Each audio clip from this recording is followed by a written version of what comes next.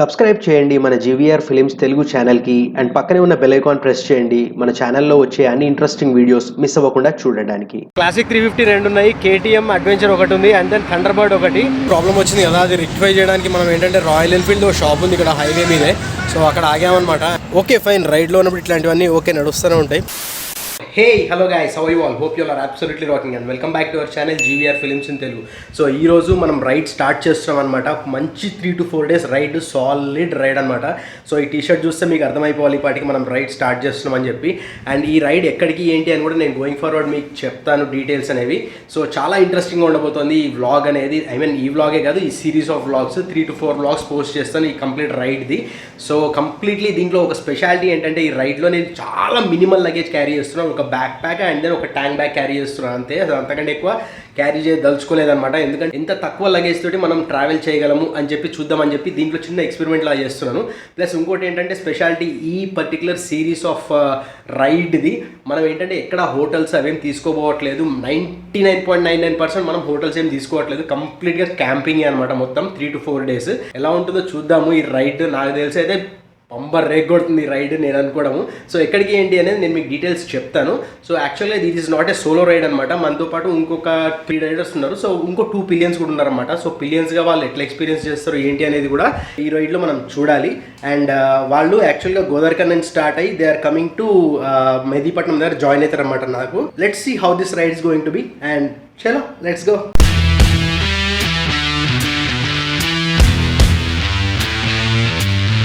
So guys మనమైతే start అయిపోయాము రైడ్కి అండ్ మన వాళ్ళు వచ్చేసారు అక్కడికి. దే ఆర్ వెయిటింగ్ దేర్ అనమాట. అక్కడ వెయిట్ చేస్తున్నారు. ట్రాఫిక్ కూడా భయంకరంగా ఉంది చూడొచ్చు మీరు. అందుకే ఇప్పటివరకు వ్లాగ్ చేయలేకపోయాను నేను. మెహదీపట్నం వెళ్ళే రూట్లో వాళ్ళు ఒక చోట పాయింట్లో వెయిట్ చేస్తున్నారు అనమాట. So that is the story ప్రస్తుతానికి అయితే. సో ఒకసారి వెళ్ళి వాళ్ళని కలిసిన తర్వాత I will talk to you guys. ఇప్పటికే కొద్దిగా లేట్ అయిపోయింది అనిపిస్తుంది నాకు. సో కొద్దిగా తొందరలో ఉన్నా, కొద్దిగా లాగి వాళ్ళని కలిసిన తర్వాత రైడ్ గురించి మాట్లాడతా. చాలా సో గైస్ మన దాదాకి కంప్లీట్ సర్వీసింగ్ చేయించాలన్నమాట. యాక్చువల్గా మనకి బండిలో ఫంక్షన్స్ ఏవైతే ఉంటాయో అవన్నీ పర్ఫెక్ట్గా చకాచక ఉండాలి ఎప్పుడు. అంటే మన బండి మెయింటెనెన్స్ ఎట్లా ఉండాలంటే మనకి ఏ రైడ్లో వెళ్ళినా ఎక్కడికి వెళ్ళినా కానీ ప్రాబ్లం అనేది ఉండకూడదు. సో అలాగే మనం మెయింటైన్ చేసుకోవాలి బైక్ని కూడా. అండ్ ఇంకోటి ఏంటంటే చిన్న చిన్న ప్రాబ్లమ్స్ వచ్చినప్పుడు ఇగ్నోర్ చేస్తారనమాట. సో లైక్ ఇప్పుడు కొత్తగా వచ్చే బండ్లలో అన్నింటిలో ABS మాల్ ఫంక్షన్, లేకపోతే ఇంజన్ మాల్ ఫంక్షన్, లేకపోతే హిమాలయన్ అట్లాంటి వాటిల్లో ఏంటంటే డిజిటల్ కన్సోల్ ఉన్న వాటిల్లో సర్వీస్ రిమైండర్, సో ఇట్లాంటివన్నీ చూపిస్తూ ఉంటారు. సో చాలామంది ఏం చేస్తారంటే వాటిని ఇగ్నోర్ చేస్తారనమాట. చేద్దాంలే అని వదిలేస్తారు. సో వదిలేసినప్పుడు అది ఏమవుతుందంటే అప్పటికి బాగానే ఉంటుంది, కాకపోతే అనే లాంగ్ రన్ ఇంకొక 2 నెలలు 3 నెలలు అయిన తర్వాత అదే మేజర్ ప్రాబ్లమ్గా టర్న్అవుట్ అయిపోతుంది అనమాట.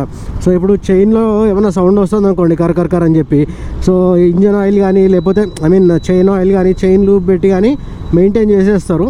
కాకపోతే లాంగ్ రన్లో ఏమవుతుందంటే చెక్ చేయించకపోతే డైరెక్ట్ ఇంజన్ మీద క్లచ్ ప్లేట్స్ మీద ఎఫెక్ట్ పడడానికి ఛాన్స్ ఉంటుంది. సో ఒకసారి క్లచ్ ప్లేట్లు కొట్టేసినాయంటే మళ్ళీ దట్ విల్ బి మోటా ఖర్చు టైప్ అయిపోతుంది అనమాట అది. సో మనకి ప్రాబ్లం ఎప్పుడన్నా ఐడెంటిఫై అయినప్పుడే వెంటనే వెళ్ళిపోయి రెక్టిఫై చేయించుకుంటే ఏంటంటే మనకి తర్వాత పడే బ్యాండ్ తప్పుతుంది అనమాట. అదొకటి. ఇంకోటి ఏంటంటే మనకి రెగ్యులర్గా ఎప్పుడు చూసుకున్నా కానీ సో మనకి రీసెంట్గా ఒక ఇన్సిడెంట్ వెలుగులోకి వచ్చింది, చాలామందికి తెలిసే ఉంటుంది. సో ఏంటంటే వన్ ఆఫ్ రైడర్ అనమాట, మన రైడర్ కాదు, అంటే రైడరే, మనకి తెలిసిన రైడర్ కాదు. సో తను ఏంటంటే ఫుల్ గేర్లో ఉన్నాడు, బట్ తను ఏంటంటే తన బండిలో ABS మాల్ ఫంక్షన్ బటన్ అనేది చూపిస్తుండే, తను పట్టించుకోలేదు అది. సో పట్టించుకోకపోవడం వల్ల ఏమైందంటే ఒక టర్న్ దగ్గర ABS అనేది ఫంక్షన్ చేయలేదు. అంటే సడన్ ఇన్ కేస్ ఆఫ్ మనకి సిచ్యువేషన్లో ప్యానిక్ బ్రేకింగ్ చేసినప్పుడు ABS అనేది కరెక్ట్గా వర్క్ అవ్వలేదన్నమాట. ఎందుకంటే అది తనే చెప్పాడు ABS mall functioning button for the past 2 months నుంచి అట్లనే వెళుతుండే అంట. అది చూపిద్దాం అని చెప్పి పోస్ట్పోన్ చేసుకుంటూ వచ్చాడు. సో చివరికి that resulted in an accident. మేజర్గా దెబ్బలేం తగలేదు, రైడింగ్ గేర్ వేసుకున్నాడు కాబట్టి. బట్ స్టిల్ డ్యామేజ్ అయితే జరిగింది కదా బండి పడింది అండ్ అట్లాంటి డ్యామేజ్లు జరిగినాయి అనమాట. సో అందుకని మనకి బండి ఎప్పుడైనా కానీ ఫుల్ కండిషన్లో ఉంచుకోవాలంటే బండి మెయింటెనెన్స్ కోసం జాగ్రత్త చూపిస్తామో that will definitely pay back అనమాట. మనం ఇప్పుడు లాంగ్ రైడ్లో ఉన్నప్పుడు RSA ఉన్నా కానీ we have to wait for that. అంటే మనకి ప్రాబ్లం వచ్చి తర్వాత సొల్యూషన్ ఎత్తుక్కునే బదులు అసలు ప్రాబ్లం రాకుండా ముందే బండి నీట్గా మెయింటైన్ చేసుకుంటే బాగుంటుంది కదా. సో గైస్ మనం ప్రస్తుతానికి టువర్డ్స్ మెహదీపట్నం రూట్లో ఉన్నామన్నమాట. అండ్ మన వాళ్ళు కలిసేశారు. సో యాక్చువల్గా వస్తుంది 5 రైడర్స్ అనమాట. వాళ్ళు 3 బైక్స్ మీద 5 రైడర్స్ వస్తున్నారు. అంటే 2 బైక్స్ మీద పిలియన్ కూడా వస్తున్నారు అనమాట. ఈరోజు డెస్టినేషన్ వచ్చేసి చెప్పలేదు కదా మీకు ఇప్పటి వరకు. So we're going to Gandikota ఈరోజు. అండ్ మనకి మ్యాప్లో చూసుకుంటే ఇక్కడ నుంచి ఎగ్జాక్ట్గా ఈ లొకేషన్ నుంచి మనకి 7 hours 17 minutes అని చూపిస్తుంది. మీకు ఇక్కడ ఒక మిర్రర్ కనిపించట్లేదు కదా, అది ఒక చిన్న ఇన్సిడెంట్ జరిగింది. ఆ ఇన్సిడెంట్ జరిగి ఈ థ్రెడ్డింగ్ అనేది పోయిందనమాట కంప్లీట్గా. మిర్రర్ తీసి బ్యాగ్లో పెట్టాను, ఎక్కడన్నా పడితే మళ్ళీ అదొక రిస్క్, దాన్ని ఊరినే కెలుకుతూ అడ్జస్ట్ చేసుకుంటూ ఉండాలని చెప్పి. సో ఎక్కడన్నా ఒక మెకానిక్ షాప్ కనిపిస్తే అక్కడ ఈ మిర్రర్ ఫిక్స్ చేయించాలి. ఆర్ ఎల్స్ ఇంకో పని ఏం చేయొచ్చు అంటే కంప్లీట్గా ఈ మిర్రర్ పెట్టే బ్లాక్ ఉంటుంది కదా, రీప్లేస్ చేసేయాలి కొత్త దాంతో. సో దట్ మనకి ఏంటంటే మెకానిక్ తోటి టెంపరీ సొల్యూషన్ కాకుండా పర్మనెంట్ సొల్యూషన్ అనేది దొరుకుతుంది అనమాట మనకి. ఈ మిర్రర్ ది ప్రాబ్లం వచ్చింది కదా, అది రెక్టిఫై చేయడానికి మనం ఏంటంటే రాయల్ ఎన్ఫీల్డ్ షాప్ ఉంది ఇక్కడ హైవే మీదే. సో అక్కడ ఆగామన్నమాట. అండ్ బండి పని అయితే చేస్తున్నారు వాళ్ళు. So that is a good thing అనమాట. మనకి ఏంటంటే as soon as possible fix అయిపోతే మనకి ఇష్యూ ఉండదు. లేకపోతే టర్న్ తీసుకోవాలన్నా సైడ్ తీసుకోవాలన్నా ప్రతిసారి నాకేంటంటే చాలా ఇబ్బంది ఉంది, ఎందుకంటే మిర్రర్స్ అలవాటు కాబట్టి. సో ఫటాఫట్ పని చేయించేసుకుని we'll start off from here. నేను అండ్ శ్రీపాల్ మేమిద్దరం ఆగాము ఇక్కడ. మిగతా 2 రైడర్స్ అయితే వెళ్ళిపోయారనమాట వాళ్ళు. అంటే మళ్ళీ మనం జాయిన్ అవ్వచ్చు వాళ్ళని. పెద్ద ఒక 20 to 30 kilometers ముందుకు వెళ్ళి ఉంటారు అంతే, అంతకంటే ఎక్కువ కాదు. సో ఒకసారి పని అయిపోగానే మనం will start off from here.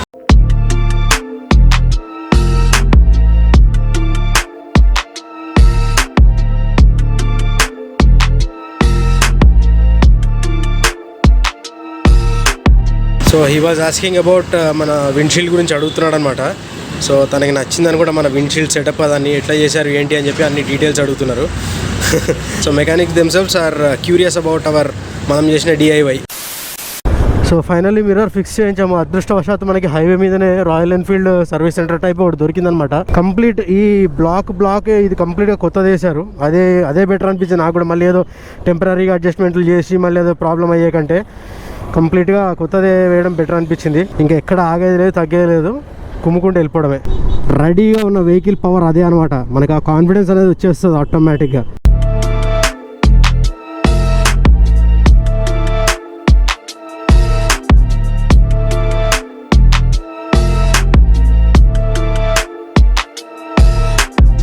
So guys మన బండి రిజర్వ్లో పడింది.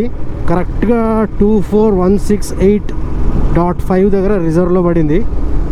ఇక్కడ మనం ఫుల్ ట్యాంక్ చేయించేద్దాము and then we will move ahead. మనోడు వెళ్ళిపోయాడు ఆల్రెడీ ముందుకే, పర్లేదు, ఏం పర్లేదు, మనం ఈజీగా క్యాచప్ చేయొచ్చు. సో పెట్రోల్ బ్రేక్ కూడా అయిపోయింది. ఇంకెక్కడ మనం ఆగే పని అయితే లేదు. మనోడు ఎంత దూరం వెళ్ళిపోయాడో తెలీదు. మినిమం టు మినిమం ఆగకపోతే అట్లీస్ట్ 10-15 kilometers ముందుకు వెళ్ళిపోయి ఉంటాడు. ఫ్యూయల్ బ్రేక్ ఎక్స్పెక్ట్ చేయలేదబ్బా, ఎందుకంటే ఫ్యూయల్ ఉంది అన్న ఇంప్రెషన్లో ఉండే అనమాట నేను. కాకపోతే ఫ్యూయల్ లేదనమాట. Okay happens.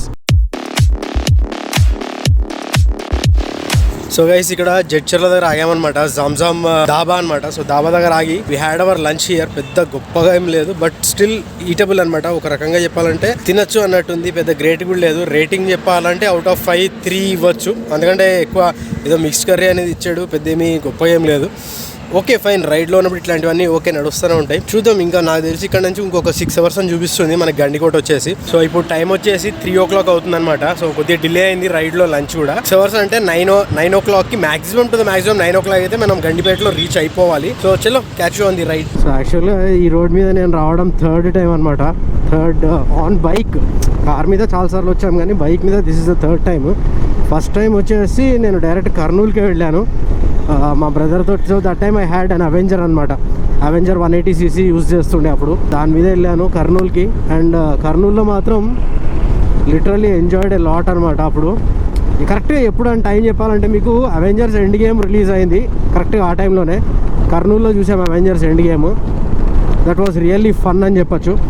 And second time వచ్చేసి హంపి వెళ్ళినప్పుడు నేను రఘురామ్ ఇదే రూట్లో వెళ్ళుండే అనమాట. And then now this is the third time.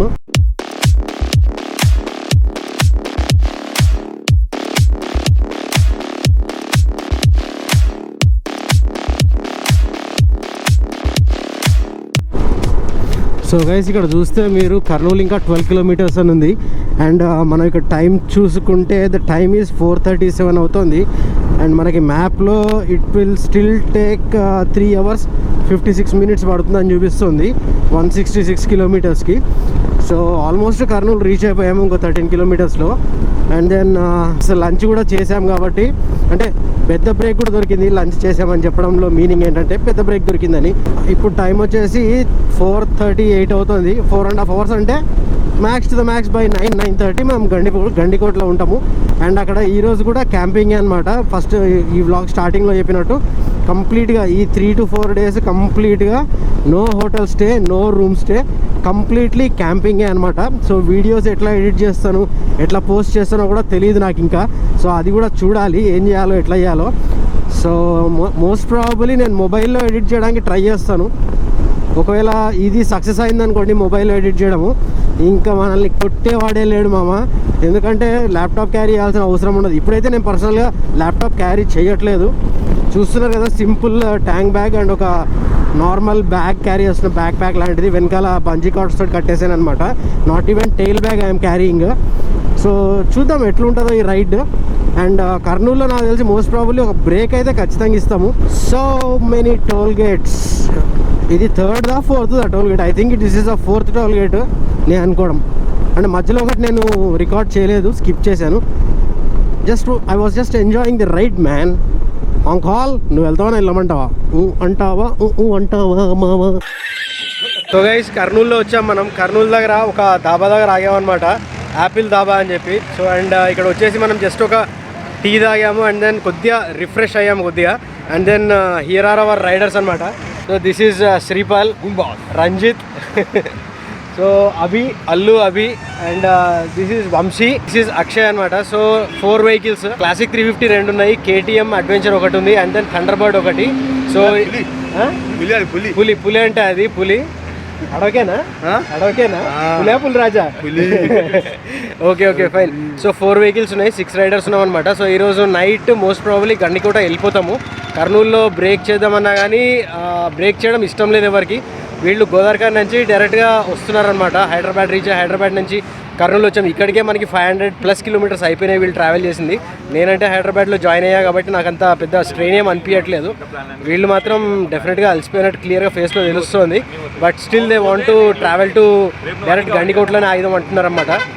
So కొద్దిసేపు బ్రేక్ ఇచ్చాము, అందరు రిలాక్స్ అయ్యాము, and then we are starting the ride off. So చలో లెట్స్ గో.